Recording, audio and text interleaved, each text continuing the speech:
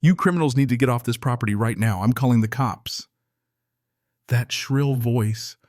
Yeah, that was Veronica Blackthorne, our infamous HOA president, hollering across the driveway as my wife Isabella and I stood our ground, refusing to show ID in front of our own house. You ever have one of those moments where you realize your life's about to become a train wreck for someone else? That was today. Because as Veronica was crowing about criminals and authority, two police cars came roaring down Maple Street, lights flashing, sirens splitting the afternoon calm. She looked ready to watch us get cuffed on the 6 o'clock news. What she didn't know, when those officers stepped out, they'd kick off the wildest HOA takedown my neighborhood, or probably any neighborhood, had ever seen. Let me back up a sec. Name's Marcus Chen, 34, software engineer, work from home, mind my own business. My wife, Isabella, she's a veterinarian, runs a practice downtown, sharp as a tack, calmer under pressure than anyone I know. After 3 years under Veronica's thumb in Riverside Meadows, we finally took a week off to breathe some Colorado air, just to remember what peace feels like, you know. Coming home, we pull up, and right away, something's off.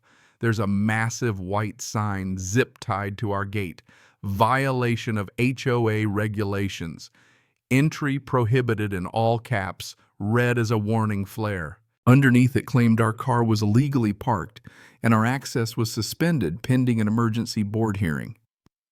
Except our car had been locked in our garage all week. Then I see this beefy security guy, clipboard Riverside Security Services badge, looking like he took a wrong turn from guarding a bank vault.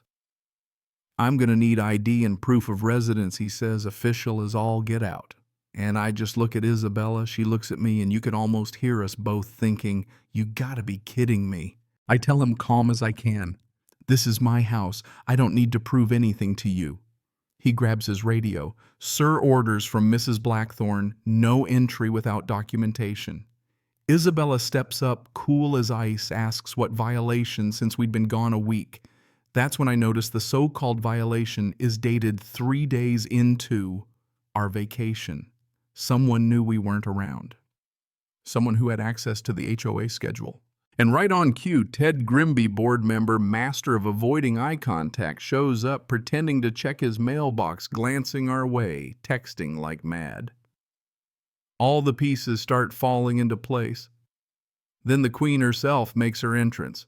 Veronica struts down the sidewalk, arms crossed, tracksuit, perfect hair, sprayed into submission, wearing that smile people reserve for when they think you're about to get what's coming to you. She lays it on thick.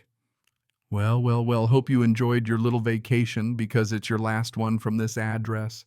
She'd been waiting for this, you could see it in her eyes.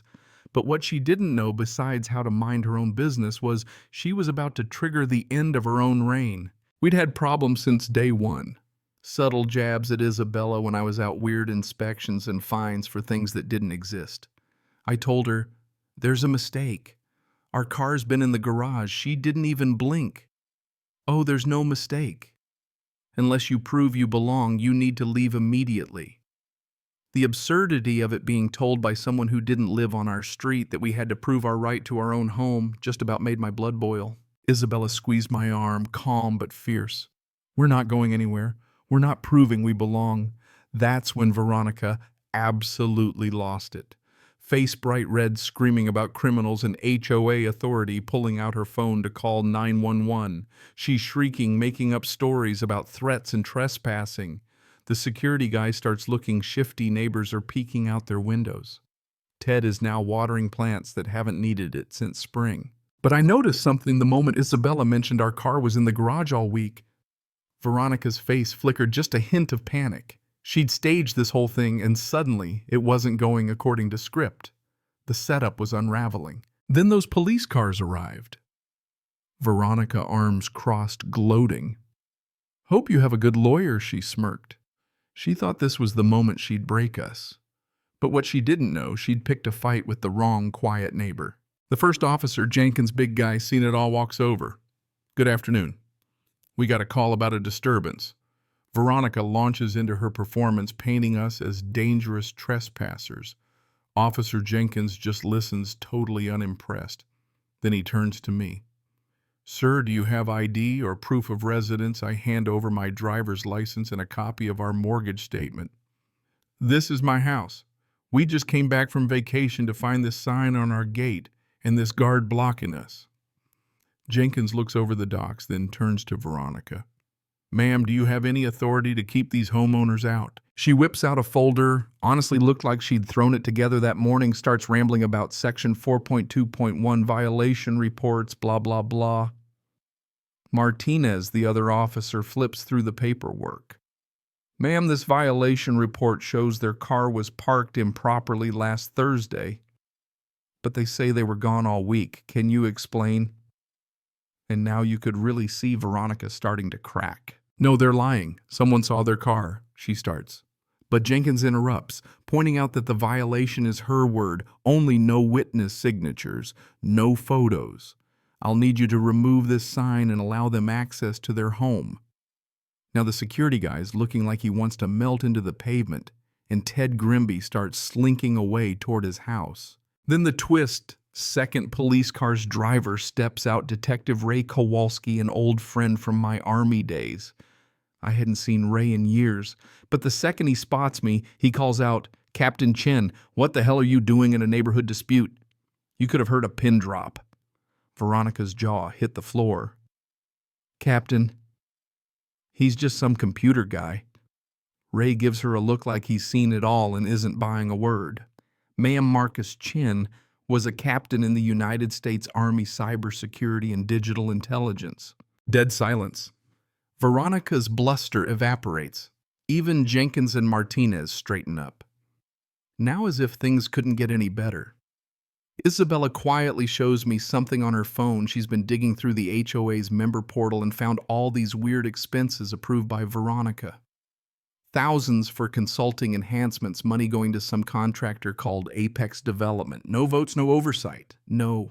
While Ray's giving Veronica a crash course on what abuse of authority means and warning that filing false reports is a crime, I realize we're looking at something way bigger than a power-hungry HOA president. This was fraud, pure and simple. Next morning, I dive into the HOA's online records. With my tech background, it isn't hard to find a pattern payments, fake contracts, checks signed by Veronica, and rubber stamped by Ted. I dig deeper and find emails between Veronica and the Apex CEO. We're talking vacation bookings, restaurant bills, even a Hawaii trip, all paid for with HOA money. Every improvement was a lie. Then my phone lights up. Neighbors Mrs. Patterson down the street, the Rodriguezes across text me offering receipts, screenshots, emails about Veronica's fines and threats. Turns out half the neighborhood's been keeping their own files. Isabella finds an email, Apex's CEO, telling Veronica to accelerate the timeline because someone's asking questions. Veronica replies, I'm handling the Chen situation permanently. She wasn't just after us for kicks. She was trying to shut us up before her little empire crumbled. I call Ray, walk him through it all, financials, emails, everything. He listens, then says, Marcus, this isn't just HOA fraud. This is organized crime. Turns out Apex Development was already on the Fed's radar for scamming HOAs up and down the state, but they'd never had an insider with access. That afternoon, Isabella and I are at the federal building sitting across from Agent Sarah Martinez, FBI white-collar division. She's got files, surveillance, photos, bank records. You've given us exactly what we needed, she says. Apex was bleeding millions from communities like ours, over $4.7 million, gone dozens of HOAs hit. We weren't alone, not by a long shot. 3 days later, FBI and local cops raided Veronica's house and Apex's offices. All their accounts were frozen. Veronica and her contractor were arrested. Tried, and get this, she ended up with 4 years in federal prison, full restitution ordered, and her name all over the evening news. Ted got off by cooperating, finally admitting how she'd threatened him into signing documents. We held an emergency HOA meeting. The place was packed. Veronica tried to spin it, calling everything lies. But I projected the evidence onto the wall, emails, bank records, receipts. Then Mrs. Patterson, the quiet widow who'd watched everything from her porch for years, stood up and dropped the hammer, photos of Veronica carrying cash, Moving art and furniture into her house, witness testimony, the feds needed to clinch the case. Every hand in the room went up to kick her out except hers. Even Ted voted against her. She left with her head down, no one following. 8 months later, Riverside Meadows was different. Kids playing on a new playground built with recovered funds, neighbors laughing at a community barbecue, no one living in fear of a petty tyrant and her lackeys. Ted served as interim treasurer, honestly trying to make things right. All finances posted online, every big expense voted on by everyone. The FBI called it one of the biggest HOA busts in California. Ray and we kept in touch. He'd stop by with a beer, joking about how the laptop is mightier than the sword. Kids started calling me Boss Chen, and Isabella would laugh, saying I'd gone from the quiet computer guy to our neighborhood's reluctant superhero. But the part that sticks with me isn't Veronica's trial or even the headlines. It's the sense that we rebuilt something stronger, a community that looks out for each other, that's transparent, where bullies don't run the show. Yeah, I got a letter from Veronica from prison, an apology, the first real one I ever heard from her. She blamed her mistakes on loneliness, said the power corrupted her, swore she was sorry. Maybe she was. Maybe not. Sometimes those chapters are best left closed. Here's what I learned. Sometimes you got to stand up, not just for yourself, but so the next family doesn't have to go through hell. You don't have to be a captain or a computer nerd, just someone who won't give up. So let me ask you, have you ever had to face down a bully, an HOA tyrant, a bad boss, anyone who thought the rules didn't apply to them? Would you stand and fight or just walk away? Drop your stories and thoughts in the comments, because real justice, it happens when ordinary people push back. And if you like this story, stick around. There's plenty more circus left where this came from. Stay spicy.